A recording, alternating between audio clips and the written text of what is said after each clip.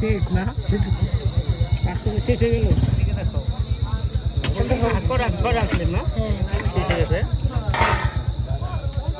জমে উঠেছে ডায়কম ব্রিজের হাঁসের মাংস বেচা বিক্রি। আজকেও 6টা হাঁস সন্ধ্যার আগেই শেষ হয়ে গিয়েছে।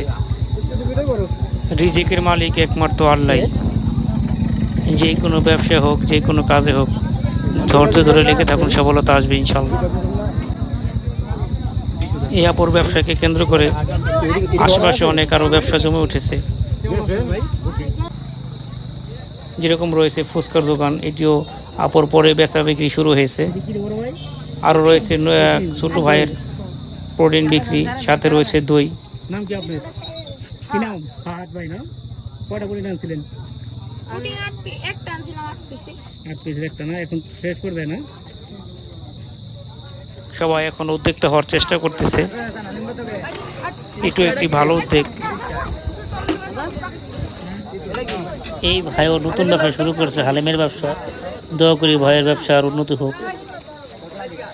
তাই তো সবাই মিলে আসছিলাম এই সৌন্দর্য উপভোগ করার জন্য এবং নানান প্রকার খাবার খাওয়ার জন্য। ডায়কম ব্রিজে আসলে এই ফুচকাওয়ালার ভাইয়ের ফুচকাটা খেয়ে দেখতে পারেন। আমাদের কাছে ভালোই লেগেছে, চটপটি এবং ফুচকা।